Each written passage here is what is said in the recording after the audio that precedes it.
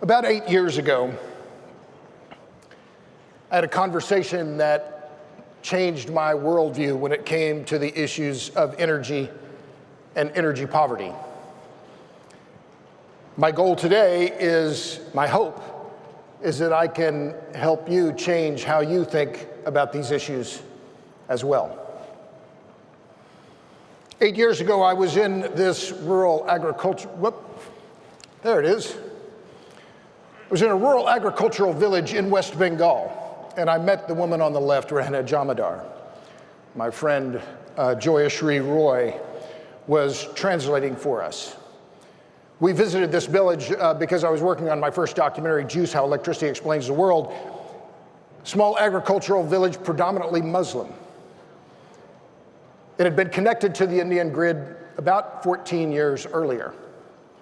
And Joyashree struck up a conversation with Rehna, and Rehna led us to her home, and we were talking about how this electrification had affected her and her family.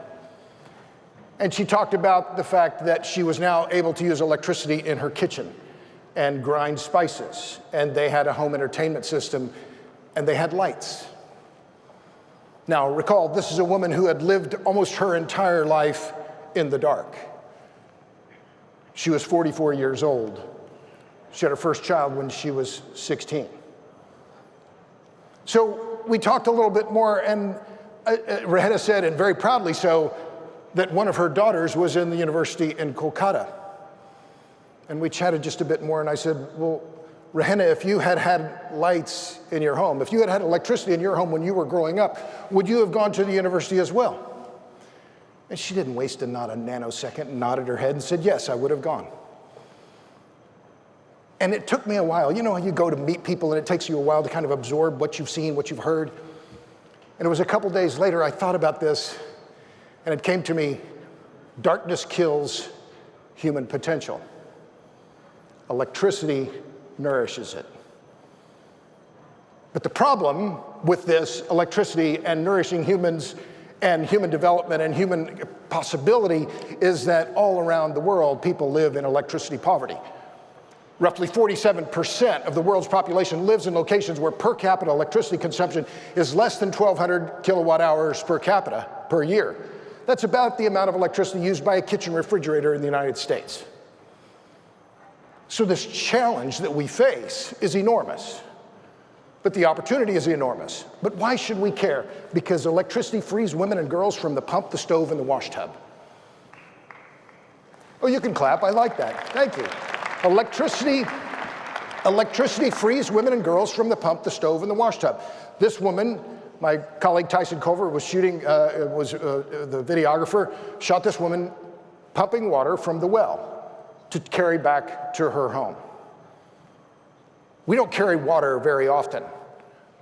A liter of water weighs a kilogram. A gallon weighs 8.3 pounds. How many of you, raise your hands, like the idea of carrying water? All of your domestic needs for water? Go ahead, raise your hand. I don't see a single hand going up. Electricity frees women and girls from the pump, the stove, and the wash tub. Let's talk about the wash tub. This is a photograph from the Library of Congress, 1916 in rural Kentucky. I've used this photo many times. I just recently realized those are chairs that they have the wash tubs on.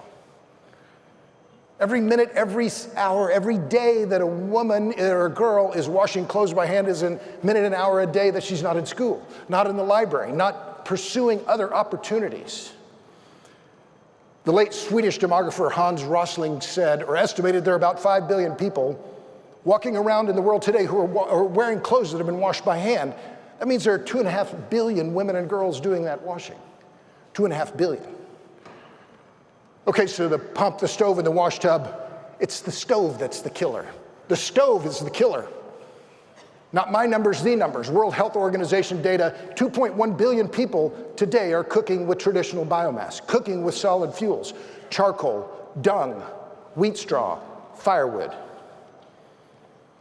And what has that caused? A public health crisis that we hear nothing about.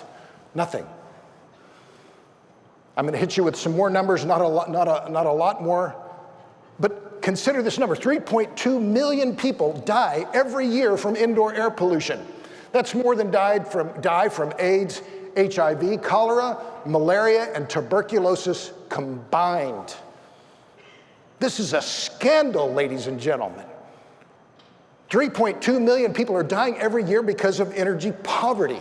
Not my numbers, World Health Organization numbers. More people, or roughly the same number of people, 7 million people die from indoor air pollution every 27 months. That's roughly the number that died from COVID. Now, I was talking to my friend Matt Ridley. He said that number may be high, the deaths from COVID. Whatever the number, it's still a scandal. So why don't we hear about this? Because we are inundated with climatism. We are inundated with climate catastrophism. I won't read this to you. Sierra Club, Friends of the Earth, Natural Resources Defense Council, they are all adamantly anti-hydrocarbons. And why do they have so much influence? Because their budgets are enormous. I travel a lot. I'm incredibly lucky in my career, in my life. I travel a lot. I do a lot of public speaking. People inevitably ask me, what's the motivation? Why are these groups so opposed to hydrocarbons? It's a business. It's a big business. The business of being anti-hydrocarbons, the business of being climate activists. $4.7 billion. And who are these groups funding? They're funding people like these young women who just a few miles from here, 2 years ago, almost a little more than 2 years ago, threw the soup on the Van Gogh painting and superglued themselves to the wall. And look at their faces. I mean, what a kind of a hopeless kind of look, an outraged look. You're 22 and you're this pissed off? Truly? And what do they think the rest of the world, their life holds for them to do this kind of stunt? They're in prison now, by the way. I think, yeah.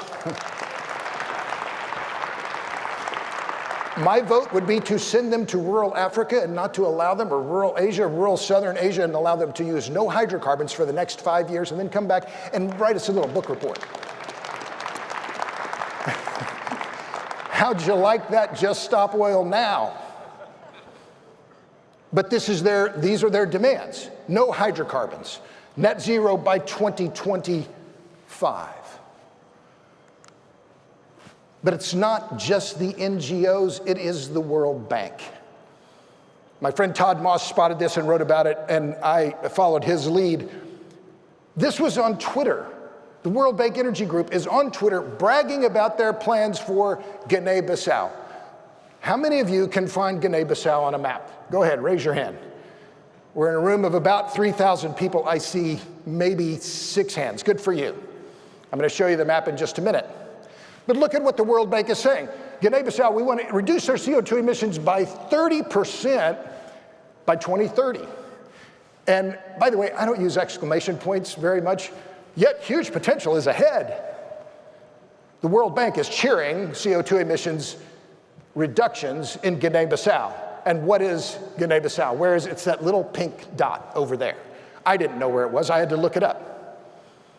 And the World Bank itself calls Guinea-Bissau one of the world's poorest and most fragile countries. Per capita GDP, less than $1,000. Overall GDP for a country of 2.1 million, about $2.1 billion. This is outrageous, totally outrageous. We're in Britain, I'll call it barking mad. I'll call it loony round the bend. Total bonkers crazy town is what it is. I looked it up. The World Bank has 10,000 employees. Their administrative budget, the administrative budget at the World Bank is $3.5 billion. Did any one of those 10,000 people say, you know, maybe we shouldn't be doing this report as they're flying on jet airplanes? $3.5 billion to cover their salaries, office expense, and I guess a lot of Cheez-Its. I don't know what they eat in the snack room. So what is my prayer today? It is that you will embrace this idea of energy realism and energy humanism. Philippa said yesterday, we at ARC are pro-human. You cannot be pro-human if you're anti-energy. What is my prayer for you? What is my hope for you? Embrace energy humanism. Be proud, be fearless. As Jordan said the other night, have faith, have courage. But do not shy away from these discussions about energy and humanism. We are inundated with climatism. We are inundated with an anti-human theology. that views humans as a problem. But if we're believers and we believe that there is divinity in all of us, we have to believe in more energy for more people so they can fulfill their God-given talents. Be pro-energy, be pro-human, know your math, know your physics, embrace natural gas to nuclear, end to end. And why do I ask that you do that? My wife Lauren shot this photo in Majlispur. These are the daughters of Majlispur. These are the daughters of women like Rehana Jamadar. These young women deserve a bright future, a well-lit future. And they can only have it with more electricity, with more energy, cheap, abundant, reliable energy. Darkness kills human potential. Electricity nourishes it. My prayer for you, be pro-energy, be pro-human, and don't you ever apologize for it. Thank you very kindly. Thank you.